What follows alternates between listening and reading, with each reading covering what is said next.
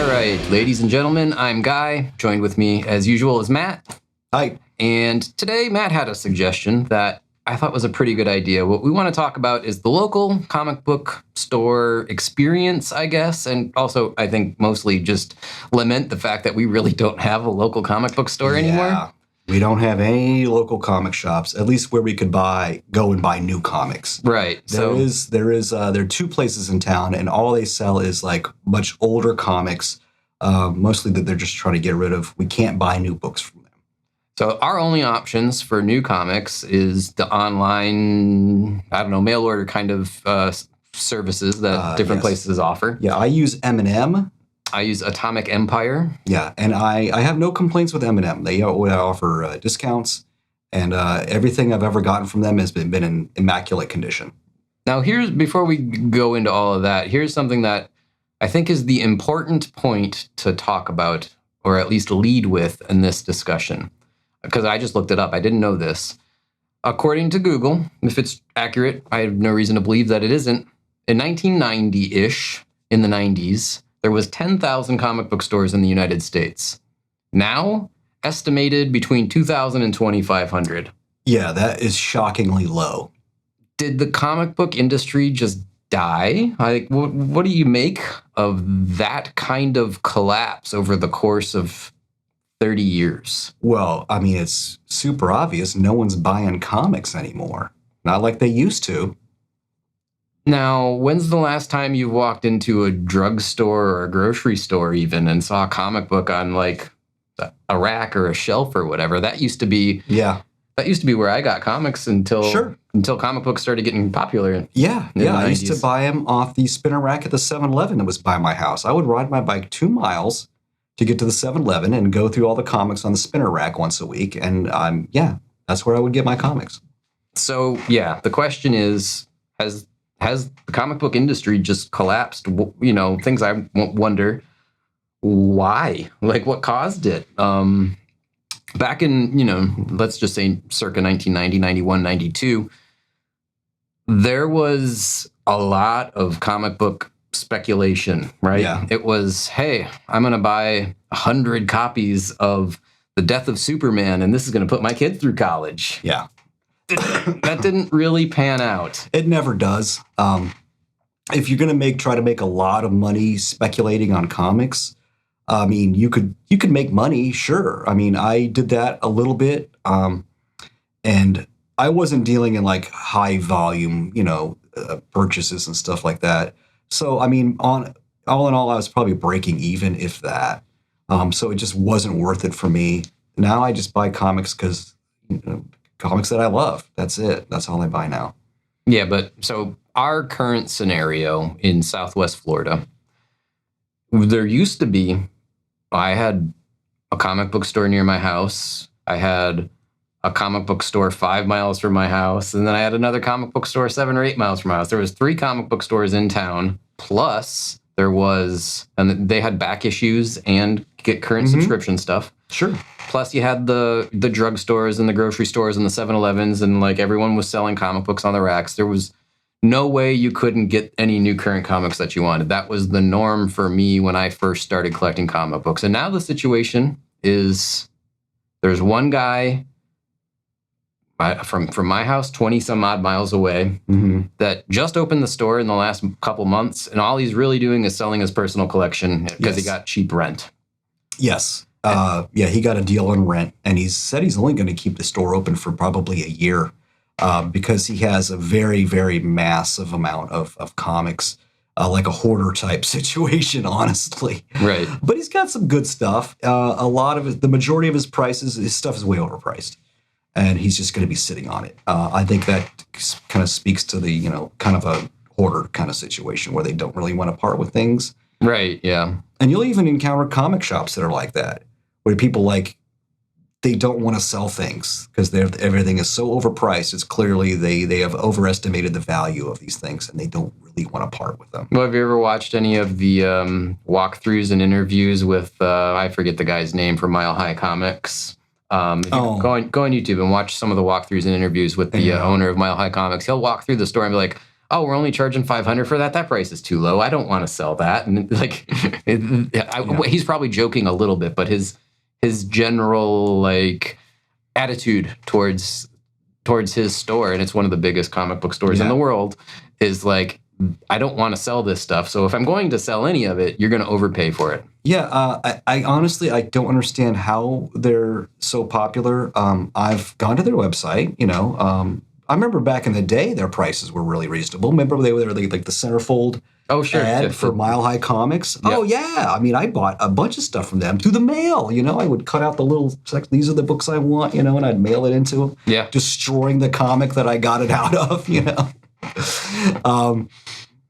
But yeah, now if you go to their website, their prices are just ridiculous. I wouldn't buy anything from them. You're not going to get any deals there at all. And the website looks like it hasn't been updated since like the year 2002. It's very bad. It's very antiquated. And I used to be a website developer. I really like My Comic Shop, which is, I think, within the same family of businesses as M&M Comics, which I didn't even really know. Oh, is it? But yeah, My Comic Shop is, I think their prices are pretty fair. I've made several purchases from them. I always get them packed really carefully, really securely. I've never had an issue with anything being damaged that I got from them, and I always get it pretty quickly. They're based out of Texas. Lone Star also. Yeah, Lone Star. It's the same. Yeah, same thing. Right. At least that's what's stamped on the boxes when I get them. Lone Star Comics. Yeah. Okay. But yeah, I think, and you could shop around, and they have a lot of things on consignment. So you're getting, every now and then you'll get like a book on there that's got consignment sale, and that person's offering it for a really pretty low price, and you got to jump on that right away. My experience with My Comic Shop overall has been good. Whenever I buy something from them, their version of a fine book is everyone else's version of like near mint minus. Yes. Like I'll buy like a book that they're claiming is fine, and I know like I'm going to get a nice book. Yes. So I like that about them a lot. They really undergrade their comics. In my experience. Yes. I agree 100%. Like something they're calling a 5 is at least a 6. Oh, what they're calling a 7 is definitely an 8, for sure. Unless it's a graded book, because they have a bunch of graded books too. Yeah, no, we're talking strictly raw books. Right. Their packing, like you said, their packing and shipping is excellent, but I find that their prices are between very good and like typical for the non-key stuff. But once you start looking at key stuff, they're on the tippy-toppy high end very often. Sure, that's why. But you can find good deals on key stuff. Again, people list things on consignment, and sometimes they list it for below like the market standard for those books. Right. Because I've seen a couple of things for sale on consignment, where they're asking for a couple of $100 than what they have the same book at the same grade listed at, and you got to jump on it. Yeah, I mean, if you're checking it often, there's probably deals to be found. Yeah, you should definitely check it often for sure. But if you're looking for like, I don't know, let's just say arbitrarily, Amazing Spider-Man 129, like you're not probably going to get a deal very often. I mean, that's my experience of just kind of window shopping their website. But everything else I've been super pleased with them. But that's for buying raw books. I mean, a graded book, you know what you're going to get, no matter where you get it from. Sure, yeah. But for buying raw books, they are very reliable. Absolutely. Yeah. Absolutely. Not that we're plugging them, or I guess we are plugging them, but we have no affiliation. Yeah, none of the things we're saying are sponsored in any way. Yeah, we're just satisfied customers. So keep up the good work. But if you want a sponsor, please give me a shout. I will take money and tell you about stuff I like anyway. But that said, so back to our scenario. So we got the one comic book store, and again, it's just this guy's collection, and he set it up in a little strip mall somewhere. And then beyond that, there's another store, probably another 20 miles further north from my house. So now we're talking about a 40-mile back trip. Like, I don't make that kind of trip very often at all. No. And that's a record store and comic store, but it's like a little hole in the wall. I haven't been there. It's a very tiny place. It's very cramped. There's no way it like meets fire code. No. And I know he used to do subscription services, but you were saying they don't do that anymore. They don't do that anymore now. And that maybe on Cape Coral there's one. I don't know. I don't go that far. It's a game store. They have like maybe like 10 boxes of comics that are just current stuff, No, probably. it's all junk. Oh, is it? It's a total afterthought. So I guess we're in the middle of a comic book store apocalypse where like the options now are online and that's it, basically. Basically, or digital. And I don't know, like, will there ever be a rebound, or is it just going to get worse and worse and worse? Well, I don't know. I mean, I can't speak about DC, but it seems like Marvel doesn't want money, and they don't seem to care that they're losing it. If that's how they want to run their business, okay, that's on them. But I strongly encourage people to go support your local comic shops. Yeah, help keep these people in business, because when they're gone, people in business, man. And we're not saying you have to spend your money on garbage you don't want or don't want to read just to help, somebody else out. It's not charity, but support a business. Support your local comic shop. Buy back issues from them. There's so many good back issues you could find. And if they're not selling back issues, then shame on them. That's something they should have been doing. Buying people's collections and selling, pricing it out and selling the back issues. That's just a bad business move for a comic shop. You gotta have back issues. I walk into a comic shop and they don't have back issues. See ya. Even if they don't have back issues, and like, let's say you're just getting your current monthly pull list from your local comic store. Well, that's why a lot of our comic shops have closed down. The weekly pull orders were their bread and butter. Yeah. And the sales have just bottomed out. Like I used to spend easily $50-$60 a week on comics. Now I spend just put in my last order through M&M. I'm spending $23 a month. $23 a month versus probably $200. Probably $200 a month on comics. I mean, that's a pretty big difference. And less than 5, 6, 7 years? Yeah. What are we talking? Yeah.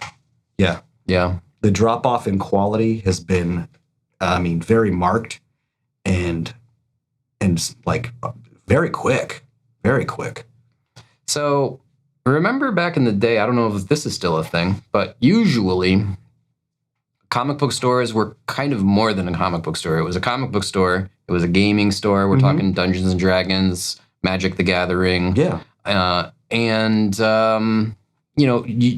Maybe even sports cards. Like, sure, a long while ago, it was really common to see at least one display of sports cards. If you're running a comic shop and all you're selling is new issues and your back issue catalog, it consists of like stuff that's only been out the last couple of years, you are messing up. You're really good comic shops, because that's the thing. I go out of town every now and then, mostly like Orlando and stuff. And I just came from Jacksonville, and I like to hit up all of the local comic shops, or as many as I can. And there's nothing more disappointing than going to a comic shop and they don't have hardly any back issues, or the ones they have are only like a year or two old. That's so boring. Because again, I don't read a lot of the new stuff. It's just, it doesn't appeal to me at all. And hey, if you do like the new crop of comics coming out, fantastic. Good for you. Hope you enjoy reading them. It's not for me, though. It's not to my personal taste, but everybody, to each his own. Yeah, I read some current issues and we're still friends, so it's okay. Yeah. Me, not so much. I'm just an old man. I think this is, I'm guessing, something that we're going to hear in the comments of this video is like, yeah, my comic book store closed 5, 6, 10 years ago. Nobody filled that void. Yeah. But can you believe that? 10,000 comic book stores down to 2,000. Yeah, and me and Guy, we're not any kind of industry insiders by any means. We have regular 9-to-5s, Yeah. This is just things that we observe ourselves. And, we know these guys that ran the comic shops, and this is just stuff that they're telling us, about why they're closing their doors and stuff. Just the sales aren't there. They just can't keep the doors open. Well, even before our comic book store closed, and our comic book store closed because the owner passed away, unfortunately. He was a close friend. That was the one where me and Guy first met each other, and we used to hang out every Wednesday, new comic book day. We were there for hours. But you remember, when I was a little kid, I moved here from Wisconsin, obviously, the W. 1988-ish. He still that store was there in 1988, right? Yeah. And it was big. Yes. It was in a little strip mall kind of thing, and it was 3 units wide. Yeah. And then 10 years go by, he moves down to 2 units, and then 10 years go by and he moves down to 1 unit. Yeah. And it makes me wonder, if he hadn't have passed away, whatever that was now, 10 years ago, would it still be there? Do you think he would have been forced to go under at this point? Well, that was the thing, which I didn't come to find out until after Bob had passed. Because Wednesday was comic book day. That was the day we would all go there. New comics came out, and we would spend most of the day there hanging out or whatever. Yeah, the afternoon. But then after Bob passed, and I went to his funeral, and I mean there were just hundreds of people there. And I was only expecting the regular guys from Wednesday and stuff. Mm-hmm. But he had so many other things, so many other pies he had his fingers in. Gaming, card games, and charitable work that this guy did. Yeah. It was nuts. And he is so missed. I think about Bob all the time. Really good friend, really good guy. And he just had so many communities, like the gaming community, the board gaming community, the card gaming community, the comic community, that he was part in and that he catered to. So it wasn't just comics, So the other thing we didn't touch on, which we sort of briefly mentioned at the beginning of this discussion, is pricing. Yes. Our local comic shop guy, that again is just his personal collection that he's selling. He's a nice enough guy, don't get me wrong. I'm not bashing him, and he's allowed to ask whatever he wants to ask. And if people are willing to pay it, they're going to pay it. Yeah. I am not willing to pay some of the prices that he had. He had a copy of, you might not be familiar with this book, Teenage Mutant Ninja Turtles Adventures #1. That's on the animated series? That is the animated series adaptation in comic. Of a comic. Okay. It's a comic that you can get online in really nice condition for under $100 all day long. It's $50 to $100 in nice condition. Now, to be fair, the one he had there was nice. It wasn't graded, but it was nice. He had a $400 price tag on that book. Wow. I wanted the book because I didn't have it yet. I have it now, so it's not an issue, but I didn't have it and I wanted it. But do you even ask, what's your bottom line when it's so wild? I'll give you $50 for it. That's a kick in the junk. How could I? I had been trying to find a Iron Man 55, which is the first appearance of Thanos. It's one of the last books in my Iron Man run, and I'll have them all. Obviously, besides his first appearance, I don't have that. What was that? Nor will I ever. Tales of Suspense. Yeah. 80 something? No, 39. 39. I'm thinking of Thor is 80 something, isn't it? I'm not 100%. Journey into Mystery 83, I think. Yeah. Anyway. So I'm looking for an Iron Man 55. First appearance of Thanos. I know it was the price went through the roof the last couple years ago because obviously him in the movies and everything. Yeah. But now it's settling down, and I figured, okay, I'm willing to spend $500 for a decent copy of Iron Man 55. Now, when you say decent, do you mean very good or do you mean very fine? Around a 6. Okay, so fine. Yeah, 6 to 7. Okay, that's what I'm willing to pay for that. Because I can't stress how important it is. If you are out there collecting comics, you keep an accurate list of what you have. I keep it on my phone. And set a price that you're willing to spend up to and stick to it. You have to. Otherwise, if you don't keep track, you're going to have multiple copies of the same issue. Yeah. And if you don't have a good, accurate gauge of where you're willing to go money-wise, then what are you even doing? Don't forget to update your list, though, because times change. If you made your list 2 years ago, it's it might be outdated a little. You're out of date. Well, anyway, long story short, he wants $2,500 for his copy, and I'm like, what? And what was your number? 500? Yeah, 500. And I got one for an even better price for $500. You mean actually it was an even better grade. I think all told I spent $480 on it. With shipping and all that stuff. I got it in a graded copy. I bought it in an auction online. Yeah. And $2,500. That's crazy. That's a crazy price. Why do you think? Because this is not uncommon. Not only in actual brick and mortar stores, but online. So there's a seller. I won't name them, even though I feel like I should, because they kind of screwed me. But it doesn't matter. But they do a live stream, QVC Home Shopping Network type show. Yeah, my wife does something like that for albums. Right. So they got a wall of comics behind them, and then they got a camera pointing down on their table, so you could like, oh, you type in the comments like, hey, could I see that? In this case, I was looking for an Amazing Spider-Man number 300. And he says, sure. And he pulls it down and he puts it on the table and switches the camera so you can see it. And he tells you like, he flips it over and he's got written on the back, the grade and the price. And now, obnoxiously, all of the grades that this particular seller do are, they say 9.2 plus plus, or 9.2 plus, or... Well, 9.2 plus plus is a 9.6. Or is it a 9.2? You know what I mean? Right? But either way. And this is a raw book. Raw book, okay. Ungraded, yeah.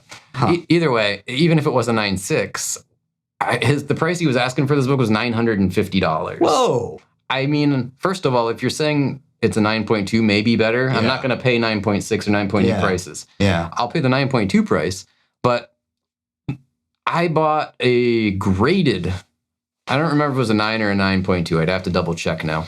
But I bought a graded copy, slabbed, for less, well, a lot less, like for $450. Yeah, that's a reasonable price.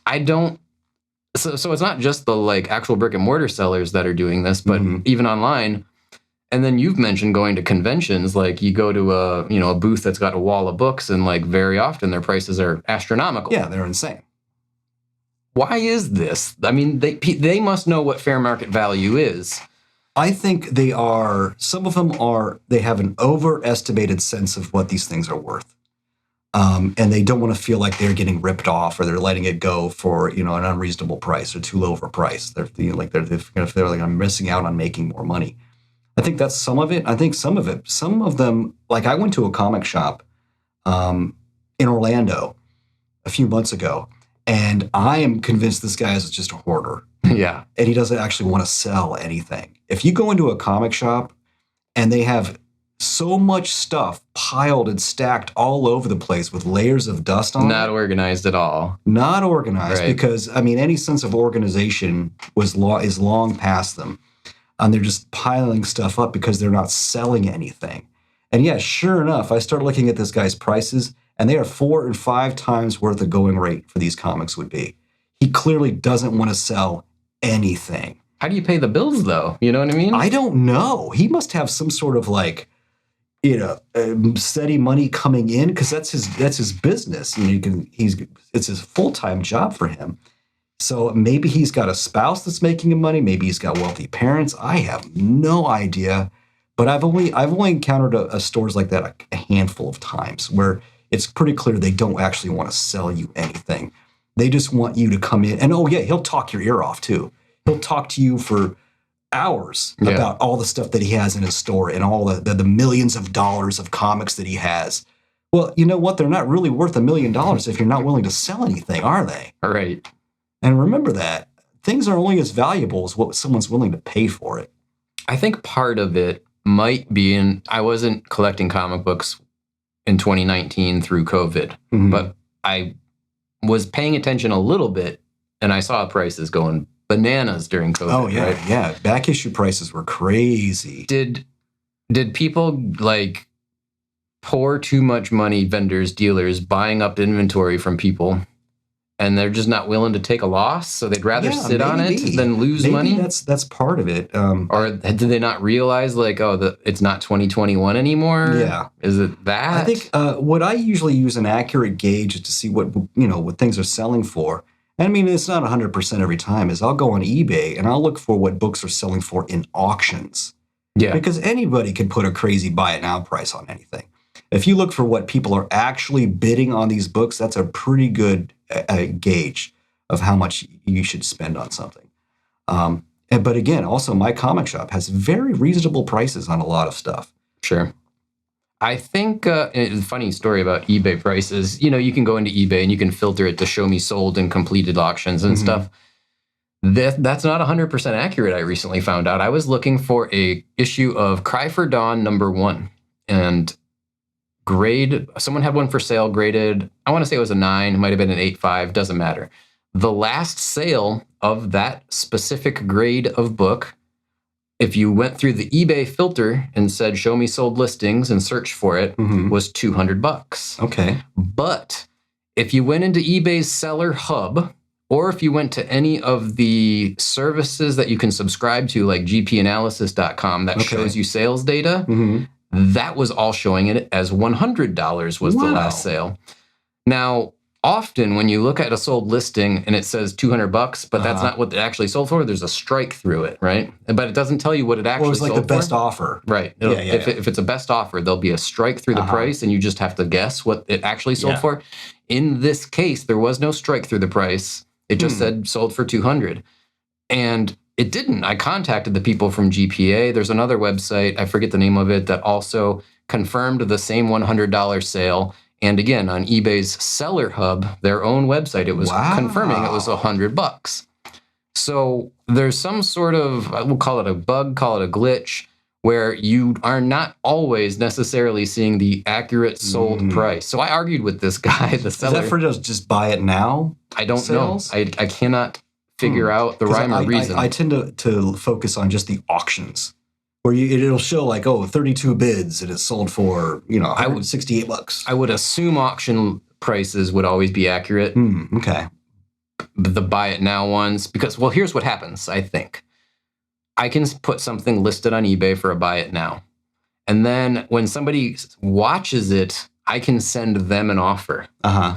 So if somebody takes my offer, maybe that doesn't, it's not that they sent me an offer, it's that I, as the seller, sent them I've sold an offer. Stuff that, or I've sent people offers and stuff like that. I think that might be the chink in the chain. I don't know. But the reason why I'm going down this tangent is the best way to get accurate sales information is to use one of those third-party services like gpanalysis.com or to use eBay's Seller Hub, which is I don't know if it's free or if you just have to sign up for it, but the problem with the GP analysis is it only tracks graded sales. Okay. No raw sales. But if you're saying I want a raw New Mutants 98 that's in very fine condition, well, we know that's an 8. I rarely buy ungraded books off like eBay. Rarely, because I've been burned so many times. Oh yeah. A graded book is a graded book, unless it's been tampered with, obviously. Or damaged in transit. Damaged in transit, but that's a different issue. But yeah, I rarely buy raw ungraded books off eBay because so many past problems. But again, my comic shop, no issues there at all. Right. And if there are some other reputable, comic vendors and stuff online, hey, let us know. Because I want to get some good deals too, I bought comics from this guy. It's not nearly as big as my comic shop, and that's, I think, the issue is the breadth of selection of the website offers. But Reese's Comics, like I've heard of them. Okay, like Reese's, like the candy, like it's spelled the same way. Yeah. He's got a nice selection of inventory. It's smaller, but I had good luck with him for whatever that's worth. Okay, but. While I was in Jacksonville, I did find a comic shop with an extensive back history catalog. Cosmic Comics in Jacksonville. If you're in Jacksonville, go there. The owner is a super nice guy, incredibly helpful and knowledgeable. You can tell he's a fan himself. If you're looking for, because I had a very specific list of things. Okay, these are the holes in my collection that I'm looking to fill. I need some old, original Silver Surfer, the original Silver Surfer series. A couple I'm trying to find. I'm trying to find some old Submariner books and some Where Creatures Roam. Some kooky, Bronze Age horror stuff. And Jesus, man, he just was on his computer. Okay, that stuff's here. This is here. This is here. This is here. Was this the place you told me about where he didn't have anything organized except in his computer? Yeah, it was all organized in his computer. This is crazy. Just boxes. Yeah, because he said what happens is when someone will come in with a box of comics to sell him, he will just leave them in that box and enter them in his catalog and label the box. So that's where I know that comic is. I have Avengers number 22 is in box 42A. And he'll just throw it away. And so then he goes into his database. Okay, you're looking for what? Okay, and he searches. Okay, that's in box 42A. He goes right to it. Here you go. Now, the downside, this is an ingenious system if you have just so much inventory that you don't know what to do with it. But the downside is as like the picker, the person that just wants to come in and pick through the boxes, you basically can't, right? He does have some of that. Okay. Some of it's organized? Some of it is organized. That's more of his like modern tier books, from like the late 80s and up. Uh-huh. Yeah. Yeah, I'd like to see fantastic store. I loved it. I spent so much money there. What'd you say? And his prices were really reasonable. Like I would have a book marked down that I'm willing to spend $20 on this book. He sold it to me for $8. 8 instead of 20? That's good. Really good prices. Really good prices. Again, he wants to sell things. It was clear to me he's in business to make money and he's willing to sell me things because I'm sure he keeps track of what he spends, what he bought that from someone for, and hey, this is what I'm selling it for. So he is there to make money and he has a great shop. I highly recommend going to Cosmic Comics in Jacksonville. Cool. I mean, I'll never go to Jacksonville, but hopefully somebody watching. You never know. Hopefully, I know. I don't know what it would take to get me to drive all the way there, but it would be a force of nature. But yeah, if anyone watching is in the northeast corner of Florida, check it out, I guess. Yeah, and there's the more corporatized comic shops too. Like I know all the Coliseum of Comics in the Orlando and Tampa area and stuff. And there's a couple in Jacksonville too, which I went to. It's more, there's like at least 10 of them, I think. Oh, is there? Yeah, there's a bunch that are all spread out. I mean, the employees aren't as fun to talk to. They're not these, younger kids usually. They're not as knowledgeable about comics. They don't know anything about them really. They're just, work there. There's no deals to be made. There's no haggling. There's no, hey. The price is the price. The price is the price is the price, and that's it. Yeah. There's no arguing about it. There's no haggling. There's no deals to be made. And that's they're usually good. You'll find usually some stuff. I mean, usually the stuff I buy from like Coliseum is, more modern stuff that should only be like a few bucks. Right. Yeah. I've never found like a great deal that I couldn't pass up on any of them. And there's some places like that surprise you. You'll go, I went to one shop in Jacksonville. They had like maybe a dozen long boxes. And I'm like, ugh, this is going to be a waste of my time. I ended up buying like 10 books out of there. Wow. I'm just randomly going through and, they have like all this random just junk really, that I have no interest in. And then, oh, hey, there's a Submariner number 32, which I'm looking for. Like, what? Just randomly, or was there like a section of Submariner? No, it was just randomly in there. Like, really? Okay. And then they had a bunch of some 70s Marvel horror comics that I was looking for. Like they had a Supernatural Thrillers number 6, which I was looking for. I'm like, what? What is this doing here? Yeah. It was the oddest comic shop experience because there was just no telling what I was going to find. And that's when it's fun. That's exciting. That's fun. We used to have this flea market here in town years and years ago. There was a drive-in movie theater, which is long gone now, off of the. I also found some early Ghost Rider, which was really cool. Oh, nice. Yeah. But yeah, we used to have this drive-in movie theater that was only open on like Friday and Saturday nights. And then during the day on the weekends, it would be a flea market. Mm-hmm. And I remember as a kid going over there. I love a good flea market, man. You'd walk around and there's people selling old broken golf clubs and other garbage, but you'd find the one guy with like 12 long boxes of comics. Yeah. You're like, oh, what could this be? And you're going through every single one of them. That's the best experience when you're shopping for comics. A lot of fun. Is like, it's not labeled, it's not organized. And that's the thing. Anybody can go online and buy comics. You can go on eBay. You can go to one of these websites that sell old comics. And that's just so. If there's like it's efficient. Yes, it's efficient. And if like you have like that one final issue you can't find anywhere, just to complete this run you're looking for, then hey, okay. Yeah. It's the hunt. It is so much fun.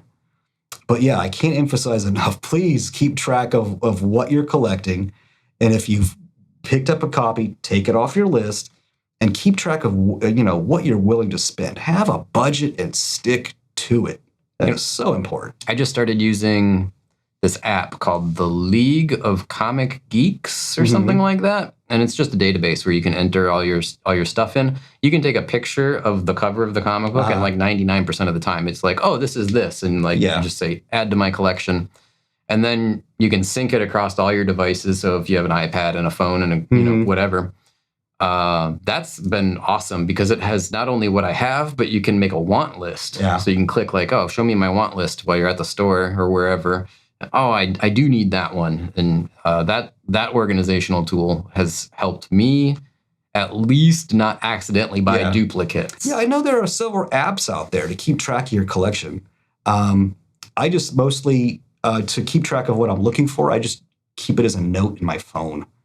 And as far as what I have, I just, that's all up here. You know off the top of your head every book you own?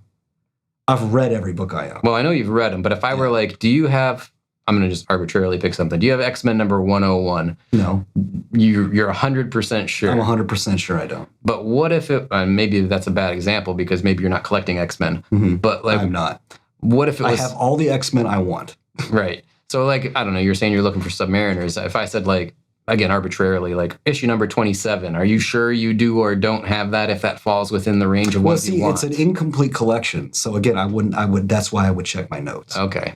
See, but I know with the completed collections I have. Like, so you know what's done. Like ask me if I have, a New Mutants, whatever issue. 88. I have it.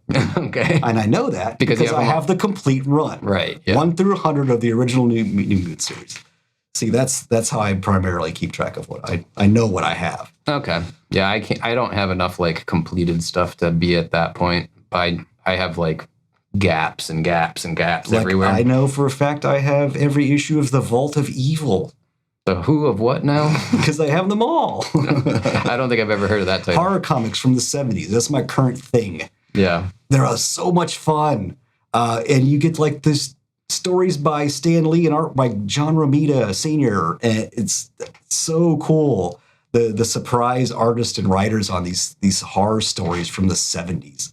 And the covers are usually super funky and really colorful. A lot of fun. It's like just the Marvel ones though, or do you do like the EC horror and all of that? I'm more of a Marvel guy. Okay. For sure. That's cool though. But I do dip my toe into DC stuff every now and then. I'm going to get you reading Swamp Thing. I mean, you like horror. Well, it's Alan Moore, and I love Alan Moore. So, yeah, I will probably at some point have to give it a shot. I'll have to under peer pressure. All right. Moral of the story, because, I didn't set my timer, but we've been at this a while. And I think we went off on more than a few tangents that weren't exactly related to the demise of the local comic shop. Which we're prone to do that. It happens. But the moral of the story is A, support your local comic shop. Yeah, of course. If you can, even if you're just buying bags and boards, you know what I mean? Like, yeah, who doesn't always need bags and boards? I constantly am getting 200 more. I know. So, at a minimum, because when they're gone, like in our case, they're gone. What do you use for bags and boards? I use Mylite 2s, which are those really crystal clear, kind of heavy duty ones. Yeah. They have pros and cons. Yeah. Con being you have to physically use tape. They're not self-adhesive. Yes, I use those, and I buy the clear backer boards for my high-end comics. Oh, that's cool. Yeah, like that's what I have like my first Ghost Rider in. I just use their halfbacks. I love the clear backer boards. Those are so cool. They're expensive. They're like $1 a piece. But yeah, and that's why I use them on my high-end stuff because I just love being able to see, all of it there. Right. But then, I use for regular, like, my modern silver books and stuff, I use the BCW resealable bags. Yeah, those are cool, but they don't look as clear and as like this Wolverine. Ugh. That's in a Mylite too, and if I get the glare on it, you can see how Oh yeah, that's what I use the exact same bag for, like I said, my higher end stuff. Yeah, I like it. I have my entire original Silver Surfer run. That's all in the Mylars too, for sure. But again, I have like a lot of comics. I have about 32 long boxes. Not all full. I have room to expand because I'm still adding to my collection. But so a long box could hold 200 books. Yes. So yes, and to be able to still go through them and see them. So that's like 6,000 books. You have roughly 10 times as many books as me. Yeah, so I have about 600. I can't be throwing a kind of cash on those bags all the time. They're not that bad. They're like I get 200 at a time usually, and they're $88 shipped. So 40 cents a bag and board. It's not cheap, but yeah, it looks so much nicer when you're just thumbing through it and pulling stuff. Yeah, I agree. But yeah, I'm too committed to the regular resealable bags at this point. Well, the nice thing to about the go through and resealables, rebag everything. yeah, I mean, the nice thing about the resealables is you never are going to get a tape pull, which I've only done once in my entire life. I was very young. I did it one time on a high-end book that I was looking at prior to purchasing, which guess what? I ended up having to buy it because You did it at a store? Yeah, oh, wow. At a convention, actually, from a vendor. Did the dealer lose their minds? What happened? He had a look on his face, and I said, well, I guess I'm buying this. Could I get a discount? I mean, it's damaged. Because just my guilt wouldn't let me not buy it now. And thankfully, it was only like $100. It's a lot of money still, though. $100 for one comic that's no small amount. But I did it the one time. So now every time, when you open your bag with the tape, take the piece of tape off and stick it, on this, like the center of the bag. I never do it. I know you're supposed to, but I'm always like, I just like ninja over the, like, I just assume I have the skills to hold it out of the way, and I never do. Do it. Unless it's like a book you don't care about at all. Yeah, I remember when I was a kid, I did it once. It was an older Spider-Man, not a key issue or anything, just like a random, like, issue 65 or something. Yeah. But it was like, to me, as like a 10-year-old or 12-year-old kid, I was like, oh, this is so old, and it's like the most important book I've ever owned, and I got the tape stuck to it, and I was like, trying to get it off, and I think, you know what actually issue I think it was Amazing Spider-Man number 63, which is a black cover with Vulture. Yes. And I got it on the black, so of course I peeled away some of the black printing. But only that one time that I've ever done it. Yeah. Anyway, let's wrap this one up. Moral of the story, we're sad because we don't have a good comic book store. And you guys hopefully do have one. And if you do, And hey, if you take know, care of them. Like I said, we are not industry insiders by any means. We're just two regular guys, and this is stuff that we see and hear. If you have any insight into what's going on into the comic shops, why are they just closing up like all over the place? Let us know. What's your theory, or what's your facts? Sure. Yeah, we'll take theories or facts at this point. Yeah. But all right, that's going to wrap this one up for today. Thanks for tuning in and watching. Do me a favor, hit the like button, the subscribe button. I would appreciate that. And with that said, keep on watching, keep on collecting comics. And until the next one, bye now. Bye.